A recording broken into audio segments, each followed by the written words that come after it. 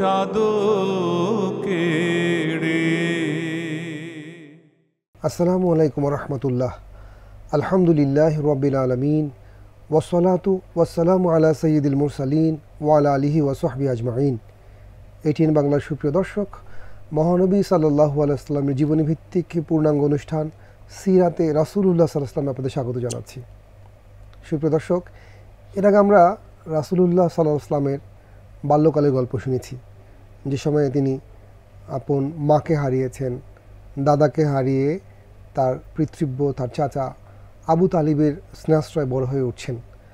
রাসূলুল্লাহ ইসলামের আমরা শুনেছি যে তার বাবার আপন সহোদর ছিলেন আবু তালিব। তিনি তার অন্য সন্তানদের চেয়েও রাসূলুল্লাহ ইসলামকে অনেক বেশি ভালোবাসতেন এবং রাসূলুল্লাহ ইসলামকে যত ধরনের যত্ন করা দরকার, একজন বালককে মানবিক মূল্যবোধ দিয়ে বড় করবার ক্ষেত্রে যে ভূমিকা পালন করা দরকার, সব কিছু তিনি শুরু করেছিলেন। আজকে আমরা শুনবো রাসূলুল্লাহ ইসলাম তার চাচা আবু তালিবের সাথে প্রথম বিদেশ যাত্রা যাচ্ছেন সিরিয়া। সেখানে যে সাক্ষাৎ হয়েছে এক খ্রিস্টান পাদ্রির সাথে, এই যে টোটাল এই জার্নিটার আলোচনা আমরা আজকে শুনবো। আমাদের এই জার্নিটার গল্প শোনাতে আমাদের সাথে রয়েছেন রাজশাহী বিশ্ববিদ্যালয়ের ইসলামিক স্টাডিজ বিভাগের বরেণ্য শিক্ষক প্রফেসর ডক্টর শাহ মুখতার আহমদ। আসসালামু আলাইকুম ওয়া রাহমাতুল্লাহি ওয়া বারাকাতুহু। ওয়ালাইকুম আসসালাম ওয়া রাহমাতুল্লাহ। আপনাকে আমাদের এই যে চমৎকার আলোচনা, আসলে জীবনের ভীষণ গুরুত্বপূর্ণ একটা ঘটনা, যে ঘটনাটা সব সিরাত গ্রন্থে নানাভাবে বর্ণিত হয়েছে, ব্যাখ্যাত হয়েছে এবং রাসূলুল্লাহ ইসলামের রাসূল হওয়ার রিসালাতের সবচেয়ে প্রামাণ্য প্রমাণ এই জায়গা থেকেই আবু তালিব পেয়েছেন, আরবের লোকেরাও পেয়েছে। সেই গল্পটুকু আপনার সাথে শুনতে চাই যে রাসূলুল্লাহ ইসলাম সিরিয়া যাচ্ছেন, তার যাত্রার শুরুটা কীভাবে হলো, আবু তালিব তাকে কেন নিয়ে গেলেন, আপনি এখান থেকে শুরু করতে পারেন মুহতারাম। ধন্যবাদ। ইন্নাল হামদুলিল্লাহি ওয়াসসালাতু ওয়াসসালামু আলা রাসূলিল্লাহি ওয়া আলা আলিহি ওয়া আসহাবিহি আজমাইন ওয়া বাদ। অত্যন্ত চমৎকার একটি বিষয়, রাসূলুল্লাহ সাল্লাল্লাহু আলাইহি ওয়াসাল্লামের সিরিয়া যাত্রা। এই সফরে রাসূল করিম সাল্লাল্লাহু আলাইহি ওয়াসাল্লামের অনেক অলৌকিক ঘটনা ঘটেছে। তার নবুয়ত হওয়ার অনেক নিদর্শন এই সফরের মধ্যে প্রকাশ পেয়েছে। আমরা জানি দাদা আব্দুল মুত্তালিবের মৃত্যুর পরে শিশু মুহাম্মদ সাল্লাল্লাহু আলাইহি ওয়াসাল্লাম তার সহোদর চাচা আবু তালিবের গৃহে লালিত পালিত হচ্ছিলেন। আবু তালিবের অর্থনৈতিক অবস্থা তেমন খুব একটা সচ্ছল ছিল না, হিসেবে তিনি চাচার গৃহে বকরি, মেষ ইত্যাদি চড়াতেন। বিভিন্ন কাজে চাচাকে সহায়তা করতেন, এমনকি বাইরেরও কিছু পারিশ্রমিকের বিনিময়ে অনেক ছাগল মেষ চড়াইছেন তিনি, এরকম ইতিহাসে দেখা যায়। তো এক পর্যায়ে রাসূল করিম সাল্লাল্লাহু আলাইহি ওয়াসাল্লামের বয়স 12 বছর উন্নীত হলো। চাচা আবু তালেব তাদের চিরাচরিত নিয়ম অনুযায়ী ব্যবসায়িক কাজে সিরিয়ায় গমনের ইচ্ছা পোষণ করলেন। মক্কার লোকেরা অধিকাংশই ব্যবসা বাণিজ্যে আগ্রহী ছিলেন, তারা সিরিয়ায় তারা মাঝে মধ্যে গমন করতেন। এই হিসেবে রাসূলের চাচা আবু তালেবও সিরিয়ায় গমনের ইচ্ছা পোষণ করলেন। এই সময় কী করবেন ভাতিজাকে? তিনি তো ভাতিজাকে এত বেশি পরিমাণে ভালোবাসতেন যে তিনি তাকে ছাড়া থাকতেই পারতেন না। তাকে না দেখে, সফরে হোক, অবস্থানে হোক, যেখানে হোক না কেন, তিনি তাকে ছাড়া থাকতে পারতেন না। তো একবার তিনি চিন্তায় পড়লেন। তো ইবনে ইসহাকের মধ্যে এইভাবে বর্ণনা রয়েছে, ফালাম্মা আরাদা আবু তালেব আল খুরুজা ইলা শামি ফি তিজারাতিন তাআল্লাকা বিহি রাসূলুল্লাহ সাল্লাল্লাহু আলাইহি ওয়াসাল্লাম ফারাক্কা লাহু আবু তালেব ওয়া ক্বালা ওয়াল্লাহি লা আখরুজান্না বিহি ওয়া লা ইফারিকুনি ওয়া লা উফারিকাহু আবাদা। যে আবু তালেব যখন সিরিয়া সফরে ইচ্ছা পোষণ করলেন, তখন ভাতিজা মুহাম্মদ সাল্লাল্লাহু আলাইহি ওয়াসাল্লাম তার সঙ্গে যেতে চাইলেন, নিজে থেকেই যেতে চাইলেন। আবু তালেব তো তাকে ছাড়া থাকতেই পারেন না। এই অবস্থায় চিন্তা করছিলেন কি করবেন। ভাতিজা নিজেই যখন তার সাথে যেতে চাইলেন, তখন তিনি অত্যন্ত দয়াদ্র হলেন। ফারাক্কা লাহু, তার প্রতি তিনি দয়াদ্র হলেন এবং বললেন, আল্লাহর কসম, আল্লাহর কসম, আমি অবশ্যই তাকে, রাসূল সাল্লাল্লাহু আলাইহি ওয়াসাল্লামকে সঙ্গে নিয়ে যাব। তিনি আমাকে ছাড়বেন না, আমিও তাকে ছাড়ব না। এই চমৎকার কথা যে তিনিও আমাকে ছাড়বে না, আমিও তাকে ছাড়ব না। উভয়ের প্রতি ভালোবাসা প্রবল ভালোবাসা ছিল। চাচার সাথে রওনা হলেন সিরিয়ার উদ্দেশ্যে। সিরিয়ায় যাওয়ার পথে সিরিয়ার নিকটবর্তী কোনো একটা স্থান বসরা নামক জায়গায় যখন তারা পৌঁছলেন, সেখানে তারা তাদের তাঁবু গাড়লেন। তো সেখানেই একজন খ্রিস্টান পাদ্রীর উপাসনা স্থল ছিল, সেখানে তিনি অবস্থান করতেন। খুব জরুরি প্রয়োজন ছাড়া বের হতেন না, কারোর সাথে দেখা সাক্ষাৎ করতেন না। তো সেখানে যখন তারা পৌঁছলেন, এইভাবে ইবনে হিশাম বর্ণনা করেছেন, ওয়ালাম্মা নাযালু বিবসরা ওয়াহিয়া মিন আরদি শামি ওয়া কানা বিহা রাহিবুন ইউকালু লাহু বুহাইরা ওয়া কানা ফি সাওমাআতিন লাহু ওয়া কানা ইলাইহি ইলমু আহলি নাসরানিয়্যা ওয়া লাম ইয়াজাল ফি সাওমাআতিহি ইয়াতাআব্বাদু ওয়া ইয়াকরাউল ইনজিলা ওয়া ইয়াতাতাব্বাউ আখবারান নাবিয়্যিল মুনতাজার। সুবহানাল্লাহ। যে সেই খ্রিস্টান পাদ্রী সেই উপাসনাস্থলে উপাসনা করতেন, অবস্থান করতেন আর গবেষণা করতেন, পড়াশোনা করতেন ইনজিল শরীফ, আর ভবিষ্যতের নবী সম্পর্কে তিনি গবেষণা করতেন। মানে ইনজিলে ভবিষ্যতে যিনি নবী হয়ে আসবেন সেই নবীর ঘটনা তিনি সেখানে পড়তেন, সেখান থেকে জেনেছিলেন, সেটা নিয়ে গবেষণা করতেছিলেন। কখন কিভাবে আসবেন, তার চরিত্র কেমন হবে, তার বৈশিষ্ট্য কেমন হবে, তার আকার আকৃতি কেমন হবে, এগুলো তিনি ইনজিলের মাধ্যমে জেনেছিলেন। তো যখন এই কাফেলার দল, আবু তালেবের কাফেলা সিরিয়ার ওই বসরায় পৌঁছলেন, তো তখন ওই বুহাইরা তিনি সেখান থেকে খেয়াল করলেন, যে দেখতে পেলেন যে ফালাম্মা, এভাবে বর্ণনাটা আসছে, ফালাম্মা নাযালা রকবু করিবা মিন সাওমাতিহি রাআহু বুহাইরুন ফাজআলা ইয়ালহাযু লাহজান শাদীদা ওয়া ইয়ানজুরু ইলা সিফাতিহি ওয়া হাইআতিহি ওয়া ইউকারিনুহা বিমা করাআহু ফিল ইনজিল। তিনি কাফেলাটাকে দেখতে পেলেন যে বসরা নামক জায়গায় তারা তাঁবু খাটিয়েছে, আস্তানা গেড়েছে। তিনি তার উপাসনা স্থল থেকে খেয়াল করলেন, দেখলেন কাফেলার মধ্যে একজন বালকের প্রতি তার নজর আসলো। বালকটাকে দেখে তার একটু আলাদা মনে হলো, স্বতন্ত্র মনে হলো, আনকমন মনে হলো, সচরাচর বালকের মতো নয়। এবং তিনি ইনজিল শরীফের মধ্যে যে বৈশিষ্ট্যগুলি তিনি পড়েছেন ভবিষ্যৎ নবী সম্পর্কে, সেই বৈশিষ্ট্যগুলি তার মধ্যে দেখতে পেলেন। তিনি বিস্মিত হলেন, তিনি চিন্তায় পড়ে গেলেন এবং তিনি তার দিকে নিষ্পলক নেত্রে এক দৃষ্টিতে চেয়ে থাকলেন, দেখতে লাগলেন, ভালো করে মিলাতে থাকছেন তিনি ইনজিলের বর্ণনার সাথে, এর সব কিছু মিল আছে কিনা, মনে হচ্ছে আমি তো সেগুলি পেয়ে যাচ্ছি। এবার তিনি চিন্তায় পড়ে গেলেন এবং তুলনা করে মিলাতে থাকলেন। শুধু তাই নয়, তারপরে তিনি খেয়াল করলেন যে, দেখলেন যে এটা ইবনে কাসির বর্ণনা করেছেন, সুম্মা জাআলা ইয়ানজুরু ইলাল গামামি ইদান আযাল্লাহু ওয়া ইলা শাজারাতি ইদান মালাত আলাইহি ফাআলিমা আন্নাহু নাবিয়্যুল মাউউদ। যখন তিনি এই ঘটনাটা দেখলেন, যে লক্ষ্য করলেন মেঘ রাসূল সাল্লাল্লাহু আলাইহি ওয়াসাল্লামের উপর ছায়া দিচ্ছে, গাছও তার দিকে ঝুঁকে পড়ছে, তখন তিনি নিশ্চিত হন এই বালকই সেই প্রতিষ্ঠিত নবী হবেন। যখন তিনি তার এই বৈশিষ্ট্যগুলি, চিহ্নগুলি, নিদর্শনগুলি দেখে ক্লিয়ার হয়ে গেলেন যে ইনজিলের সাথে সব কিছু মিলে যাচ্ছে, তখন তিনি একটা সিদ্ধান্ত নিলেন, এই কাফেলার লোকদেরকে তিনি দাওয়াত দিবেন, আপ্যায়ন করবেন।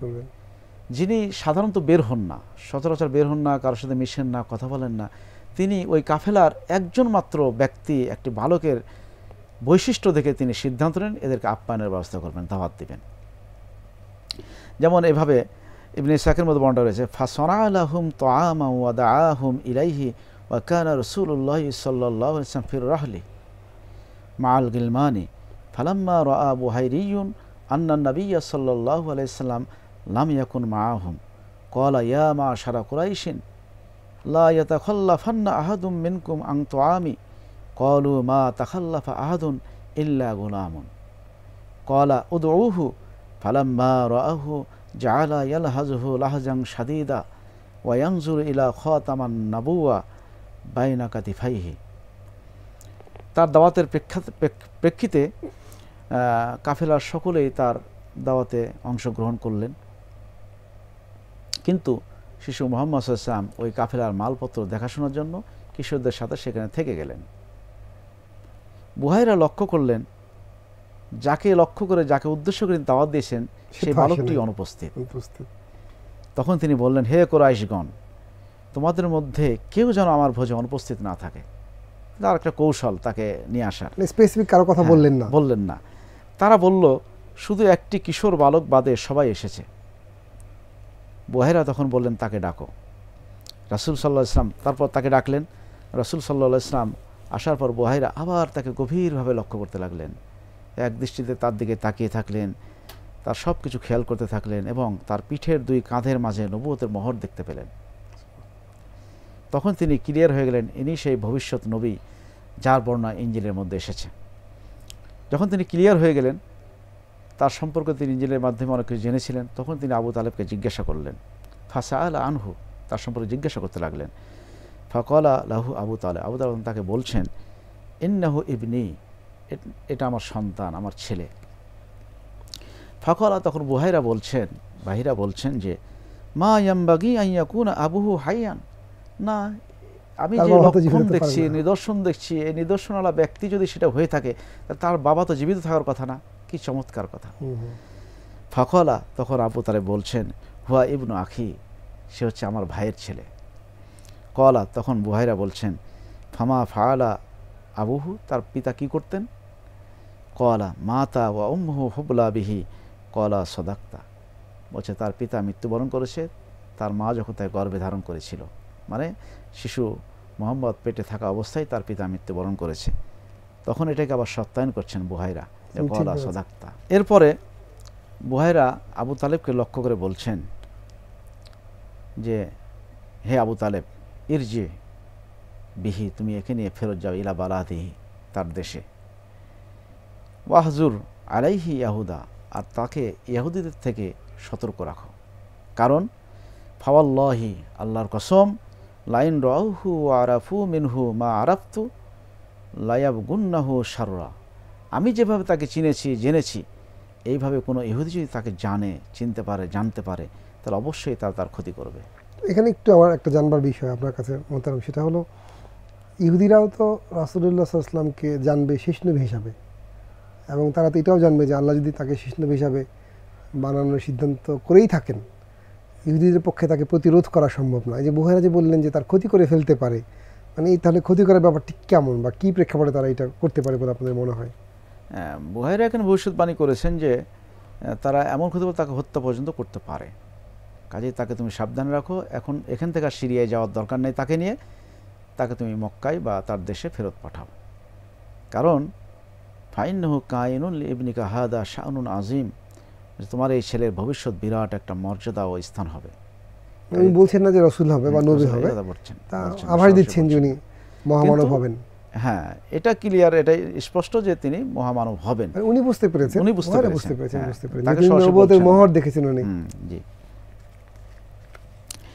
এই তারপরে চাচা আবু তালেব তার সফর সেখানে সংক্ষিপ্ত করলেন এবং ভাতিজাকে নিয়ে মক্কায় ফেরত আসলেন। এখানে একটা বিষয় আমরা শুনেছি, এটা কোনো বর্ণনা আছে কিনা, যে মানে যদি ওনার যাওয়ার কথা সিরিয়া, কিন্তু সিরিয়া না যে ওনারা ওখান থেকে ফিরে আসলেন, কিন্তু বাণিজ্যিক কাফেলা যে লাভ হওয়ার কথা ছিল তার থেকেও বেশি কোনো লাভ এই সফরে হয়েছে। এটা বর্ণনা রয়েছে। এখন এই যে বুহাইরার যে গল্পটা আমরা বললাম, এখন দুইটা জিনিস আমরা একটু জানতে চাই আপনার কাছে। ঈসা আলাইহিস সালাম যে তার বনের লোকদেরকে দাওয়াত দিয়েছে, সেখানে শুধু এইটুকু বলছে যে আমার পর একজন মানে নবী আসবে, তার নাম হলো আহমদ। কিন্তু যে স্পেসিফিক যে মানে সিম্বলিক কথাবার্তা আমরা বললাম যে তার আকৃতি এরকম হবে, মেঘ তাকে ছায়া দেবে, এরকম বর্ণনা ছিল নাকি উনি ধরন দেখে বুঝতে পেরেছেন যেহেতু এই বালকটার মধ্যে স্পেসিফিক আলাদা কিছু দেখা যাচ্ছে, এটা স্বাভাবিক দেখা যায় না, উনি সেরকম, বিষয়টা কোনটা ছিল? উনি দেখছেন যে আলাদা তো অবশ্যই আছে, তারপর দেখছে প্রত্যেকটা গাছ প্রাণী তাকে সিজদা করছে, সম্মান জানাচ্ছে। তো এটা তো ইনজিলে যিনি ভবিষ্যৎ নবী হবেন সর্বশেষ তার বৈশিষ্ট্য এরকম হবে, এরকম ছিল। হ্যাঁ, এই দেখে তিনি ধারণা করলেন যে নিঃসন্দেহে নিশ্চয়ই তিনি মহামানব হবেন, মহানবী হবেন, সর্বশেষ নবী হবেন। রাসূলুল্লাহ সাল্লাল্লাহু আলাইহি ওয়াসাল্লামের যে সময়টা, এই যে উনি ওনার ট্যুরে গেলেন তার বাবা চাচার সাথে, সিরিয়াতে একটা ট্যুরে গেলেন, এবং আবু তালেব সুন্দর করে বললেন না আমি তাকে ছাড়বো না, সে আমাকে ছাড়বে। এই যে তাদের প্রেমময় পক্ষান ভালোবাসার যে গল্পটা, মানে এটা একজন চাচার সাথে একজন ভ্রাতুষ্পুত্রের সম্পর্কের মানে খুবই বিরল। তো এটা যদি আমরা আমাদের জীবন অনুসরণ করতে চাই, আমরা যারা ভাতৃবর্গ আছি, আমরা যারা ভাইয়েরা আছি, মাতৃপুত্রের ক্ষেত্রে আমাদের এরকম ভূমিকা আসলে কেমন মনে করেছি যে রাসূলের জীবনের প্রত্যেকটা পার্ট, প্রত্যেকটা অংশই আমাদের জন্য অনুকরণীয়, অনুসরণীয়, শিক্ষণীয়। হালিমার গিয়ে দুগ্ধ পান করছেন না, একটা দেখা যাচ্ছে যে একই স্তন পান করছেন, আরেক স্তনে মুখ লাগাচ্ছেন না, শত চেষ্টা করেও হালিমা তাকে দ্বিতীয় স্তনে মুখ লাগাতে পারেননি, কারণ তার আরেকটা দুধ ভাই ছিল। এখানে অধিকার প্রতিষ্ঠার একটা শিক্ষা সেখান থেকে পাই। এই জায়গায় যদি দেখি এই ঘটনার মধ্যে যে চাচা ভাতিজের সম্পর্কটা, এটা সাধারণত আমাদের সমাজে বিরল, তাই না? তো এখান থেকে যদি আমরা শিক্ষা নিয়ে যদি আমরা এটা আমাদের সমাজে আমাদের পরিবারে প্রতিষ্ঠিত করতে পারি, তাহলে অবশ্যই পরিবার সমাজ সব জায়গায় শান্তি প্রতিষ্ঠা হবে। আর শান্তির দূত হিসেবে তিনি এসেছিলেন। আরেকটা ছোট্ট জিনিস আপনার কাছে জানি, সেটা হলো বুহাইরা তো আসলে কিছু সিম্বল মিলালেন, যে রাসূলের এই সিম্বল মিলে মিলে মনে হচ্ছে উনি একটা মহামানব হবেন। তারপর তিনি কি অনুমান করলেন নাকি ভবিষ্যৎবাণী করলেন? দুইটাই তো বর্ণনা পাওয়া যায়, অনুমানের মাধ্যমে ভবিষ্যৎবাণী করলেন। মানে কিছু ইনফরমেশন ছিল, মানে আমরা জানতে চাই যে আল্লাহ রাব্বুল আলামিন যদি চান তার কোনো নবীকে রাসূলকে ভবিষ্যতে কিছু জানাতে, তখন উনি ভবিষ্যৎবাণী করতে পারেন। এমনিতে রাসূল আল্লাহ না জানেন তার কেউ জানে না। তিনি ভবিষ্যৎবাণী পেয়ে জানিয়েছেন, জানা তিনি ইনজিলের বর্ণনার আলোকেই বল, তার মানে আমরা এটা বলতে পারি এটা একটা রিসার্চ। উনি একটা গবেষণালব্ধ জ্ঞান, মানে উনি চারপাশ মিলিয়ে বলেছেন। কারণ তা না হলে তো উনি মানে সৎপন্থী ছিলেন বা সৎ খ্রিস্টান ছিলেন এরকম যদি আমরা গল্পটা বলি, তখন আমাদের কি এই কথাটা বলা ঠিক কিনা?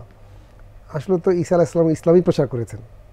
ঈসা আলাইহিস সালাম প্রত্যেকটা নবী ইসলাম প্রচার করেন, তাহলে ওনাকে আমরা খ্রিস্টান, আমরা যে আমাদের লোকেরা যে জায়গাতে ভুল করতেছি, তো আপনাকে আমি এটা বলতে চাই, আপনার মাধ্যমে আমার দর্শকদেরও বলতে চাই, মানে বহিরাকে যে আমরা খ্রিস্টান বলে আলাদা করে দিই, ব্যাপারটা আসলে এরকম না। বহিরা মুসলিমই ছিলেন, মানে তিনি ইনজিলের নিষ্ঠাবান অনুসারী ছিলেন, মানে তিনি মুসলিম। ইনজিলের অনুসারী হলে তো মুসলিমই ছিলেন। খ্রিস্টান নামটা তো অনেক পরে, ইহুদি নাম হয়েছে অনেক পরে। মুসা আলাইহিস সালাম ইহুদি ধর্ম প্রচার করেননি, ঈসা আলাইহিস সালাম খ্রিস্টান ধর্ম প্রচার করেননি। মানে আমরা যখন বলি যে একজন খ্রিস্টান তাকে সত্যায়ন করেছে, ব্যাপারটা এরকম না। না, উনি সত্য পথের লোকই ছিলেন, পথের লোকই ছিলেন, ইসলামী ছিলেন, মুসলিমই ছিলেন। আর ইহুদি থেকে ভয় পাচ্ছেন, তার থেকে তো ভয় পাওয়ার কথা ছিল। তার মানে ভয় সেই ভয় তো পাচ্ছেন না। ইনজিলের অনুসারী রাসূলুল্লাহ সাল্লাল্লাহু আলাইহি ওয়াসাল্লামের আগমনের বার্তা সেখানে ওনাকে আনন্দিত করেছে। আমরা পরেও দেখেছি রাসূল যখন নবুয়ত পেয়ে প্রথম আসেন খাদিজার কাছে, একজন পণ্ডিতের কাছে নিয়ে যাওয়া হয়, ওরাকা বিন নৌফলের কাছে নিয়ে গেলেন। আমরা বলি যে সেই খ্রিস্টান পণ্ডিত না, সে খ্রিস্টান পণ্ডিত না, সে হানিফ গোত্রের ছিলেন। তিনি তো সত্যায়ন করলেন, আমি যদি জীবিত থাকতাম তাহলে অবশ্যই সহযোগিতা করতাম। মানে আমরা যারা প্রিয় দর্শক, আমরা যারা আমাদের অনুষ্ঠানটা দেখেছি, আমরা এটা সবসময় মনে রাখবো যে রাসূলুল্লাহ সাল্লাল্লাহু আলাইহি ওয়াসাল্লামের আগে, আদম আলাইহিস সালামের পরে যারা নবীদের অনুসরণ করেছেন তারা সবাই মুসলিমই। খ্রিস্টান, বৌদ্ধ, ইহুদি, যে ধর্মগুলোর নাম আমরা জানি, সেগুলো একজন নবী আসার পরে যখন তিনি আগের নবীর প্রসারিত ধর্মে বহুবিধ বিকৃতি হয়েছে, তিনি বিকৃতিগুলো ঠিক করে ইসলাম আবার আগের জায়গায় নিয়ে আসছেন। কিন্তু কিছু মানুষ যারা সেই সংস্কারকে গ্রহণ করে নাই, তারা ভিন্ন ভিন্ন নামে পরিচিত হয়ে, যেমন ইহুদি, খ্রিস্টান। সেই জন্য আমরা যারা সিরাত পড়বো তারা যেন এটা মনে না করি যে বহিরা বা বুহাইরা ছিলেন খ্রিস্টান ধর্মের পণ্ডিত, ব্যাপারটি তা না। তিনি আল্লাহ রাব্বুল আলামিনের প্রদত্ত ধর্মেরই পণ্ডিত ছিলেন। আমরা সেটাই মনে করি, তৎকালীন সমাজে এটা প্রচলিত ছিল, তিনি সেই হিসেবে পরিচিত ছিলেন, হিসেবে বলা হয়েছে। উনি পুরোহিত ছিলেন বা পাদ্রী ছিলেন, যেই ধর্মে সেই ধর্মটা ইসলামী ছিল। কারণ ইসলামের মূল ধারাটাই রাসূল সাল্লাল্লাহু আলাইহি ওয়াসাল্লাম পুনরুজ্জীবিত করেছেন, সংস্কার করেছেন এবং মহাবিশ্বের সব মানুষের জন্য আল্লাহ রাসূল তো ইসলামকে পরিপূর্ণতা দান করেছেন। আল ইয়াউমা আকমালতু লাকুম দীনাকুম ওয়া আতমামতু আলাইকুম নি'মাতি ওয়া রাদাইতু লাকুমুল ইসলামা দীনা। কিন্তু ইসলাম তো আদম আলাইহিস সালাম থেকেই শুরু, উৎপত্তি সেখান থেকে হয়েছে। আল্লাহ রাসূল পরিপূর্ণতা দান করেছেন। তাহলে আমরা আপনার মাধ্যমে যে ঘটনাটুকু শুনলাম সেটা হলো রাসূলুল্লাহ সাল্লাল্লাহু আলাইহি ওয়াসাল্লাম নিজের ইচ্ছায় সিরিয়া যেতে চেয়েছেন, এবং সিরিয়ার পথে পথে যে ঘটনাগুলো ঘটেছে, অলৌকিক কিছু ঘটনাও ঘটেছে, আপনি কিছু বলেছেন। আরও যদি কোনো ঘটনা ঘটে থাকে যেটা আমার দর্শকদেরকে জানানো দরকার, বলা দরকার, এই সফরে বা সফরের প্রাসঙ্গিক, অনুগ্রহ করে বলতে পারেন আমাদের দর্শকদের জন্য। এই সফরে এই ঘটনাটাই সবচেয়ে বেশি গুরুত্বপূর্ণ। মানে এই ঘটনা থেকে আমাদের আসলে শিক্ষা নেওয়ার বিষয় আছে, যে আমরা কি শিক্ষা নেব। এখান থেকে শিক্ষা নেব যে আল্লাহ রাসূল যে আসলে সত্য নবী হবেন, সেটা এই ঘটনার মাধ্যমে আমরা জানতে পারলাম। এবং তিনি তার চাচার সাথে কীরূপ আচরণ করেছেন, চাচা তার সাথে কেমন আচরণ, সেটা আমরা এখান থেকে শিক্ষা নিতে পারি, সেটা আমরা আমাদের নিজেদের জীবনে বাস্তবায়ন করতে পারি। এবং একজন তৎকালীন বা সমকালীন পরিচিতি খ্রিস্টান পাদ্রী হলেও তিনি যেভাবে বুঝেছেন, তিনি যেভাবে বুঝেছেন রাসূলকে, তাই না, সেটাও আমরা এই ঘটনা জানতে পারলাম যে আল্লাহ রাসূলকে শুধু মুসলমানরাই নয়, অন্য ধর্মের লোকেরাও, তৎকালীন পরিচিত হিসেবে অন্য ধর্মের লোকেরাও তাকে চিনতে পেরেছে। কাজেই আমাদেরকে রাসূল করিম সাল্লাল্লাহু আলাইহি ওয়াসাল্লামকে ভালোভাবে চিনতে জানতে হলে সিরাত অবশ্যই পড়তে হবে। তাকে ভালোবাসা আমাদের জন্য ওয়াজিব, তাকে ভালোবাসতে হবে, তার সিরাত জানতে হবে, পড়তে হবে। ভালো না বাসলে মুমিন না। মুমিন আল্লাহ রাসূল বলেন, লা ইউমিনু আহাদুকুম হাত্তা আকুনা আহাব্বা ইলাইহি মিন ওয়ালিদিহি ওয়া ওয়ালাদিহি ওয়ান নাসি আজমাইন। শুধু তাই নয়, আল্লাহ তাআলা তো বলছেন, কুল ইন কুনতুম তুহিব্বুন আল্লাহ ফাত্তাবিউনি ইউহিব্বুকুমুল্লাহ। আল্লাহকে যদি ভালোবাসতে চাও তো অবশ্যই রাসূলের অনুসরণ করো, তাহলেই তিনি তোমাদেরকে ভালোবাসবেন। আমাদের জাতীয় কবির এরকম একটা সুন্দর কথা আছে, আল্লাহকে যারা পাইতে চায় হযরতকে ভালোবেসে আরশ কুরসি লৌহ কালাম না চাহিতে পেয়েছে সে। এবং এর মাধ্যমে একটা দায়িত্ববোধ সম্পর্কে আমরা জানতে পারি। এই ঘটনার মাধ্যমে একটা দায়িত্ববোধ, কারোর উপর কোনো দায়িত্ব দিলে সেই দায়িত্বটা সঠিকভাবে পালন করা। আব্দুল মুত্তালিব যে আবু তালেবকে দায়িত্বটা দিয়ে গেছিলেন, আবু তালেব শুধু ইসলাম গ্রহণ করা ছাড়া তার সকল দায়িত্ব সঠিকভাবে পালন করেছেন। এখানে একটা বিষয় একটু আমার জানার ইচ্ছা আপনার কাছে, সেটা হলো কি অপরিসীম সুন্দর পরিকল্পনা নিয়ে তার হাবিবকে বড় করেছেন। মানে মক্কায় যদি ঘটনাগুলো ঘটতো, মক্কার লোকেরা জেনে যেত ওনার জীবন বিপদগ্রস্ত হতো, এবং উনি যদি সিরিয়া যান বিপদগ্রস্ত হবেন বলে হয়তো বহিরার মাধ্যমে এই ব্যাপারগুলো আল্লাহ রাব্বুল আলামিন ঘটিয়েছেন। অনেক ধন্যবাদ মোহতারাম প্রফেসর ডক্টর শাহ মুক্তার আহমদ, আপনি রাসূলুল্লাহ ইসলামের জীবনের জিন্দেগির অলৌকিকতায় ঢাকা একটা চমৎকার গল্প আমাদেরকে শুনিয়েছেন। সুপ্রিয় দর্শক, মহানবী সাল্লাল্লাহু আলাইহি ওয়াসাল্লাম আমাদের ভালোবাসার নাম, আমাদের আদর্শের নাম, আমাদের চিন্তা ও দর্শনকে শুদ্ধ করার নাম। আল্লাহ রাব্বুল আলামিন তাকে শৈশব থেকেই সব রকমের নিরাপত্তা দিয়ে, সম্মান দিয়ে, মহাবিশ্বের সকল মানুষের উপর শ্রেষ্ঠত্ব দিয়ে বড় করবার সব আয়োজন সম্পন্ন করেছেন। তাকে কষ্ট দিয়েছেন তা আমাদের শেখানোর জন্য, তাকে নানা ধরনের পরিস্থিতির মুখোমুখি করেছেন আমাদের শেখানোর জন্য, এবং তার টোটাল জীবনটাকে উপস্থাপন করেছেন আমরা কীভাবে আমাদের জীবন শৈশব থেকে মৃত্যু পর্যন্ত চালাবো তার একটা আদর্শ উপস্থাপন করবার জন্য। রাসূলুল্লাহ সাল্লাল্লাহু আলাইহি ওয়াসাল্লাম তার যে চাচার সাথে গেলেন, সেখানে চাচার প্রতি তার মমত্ববোধ, দায়িত্বশীলতা, আবার তার প্রতি তার চাচার ভালোবাসা স্নেহের যে স্ফুরণ আমরা দেখেছি, সেটাও আমাদের জীবনকে আলোড়িত করে, আপ্লুত করে। আমরাও এখান থেকে শিখতে পারি যে আমরা যদি কারো দায়িত্ব নেই কেমন কীভাবে সেটা পালন করব, আবার আমাদের দায়িত্বে যদি কেউ কোনো শিশু বা অন্য কোনো মানুষ থাকেন তারাই বা তাদের দায় কীভাবে শোধ করবে। আল্লাহ রাব্বুল আলামিন আমাদেরকে এই দ্বিবিধ ধারায় সমৃদ্ধ হয়ে মানবিক জীবনকে সমৃদ্ধ করবার তৌফিক দান করুক। আসসালামু আলাইকুম ওয়া রাহমাতুল্লাহি ওয়া বারাকাতুহু।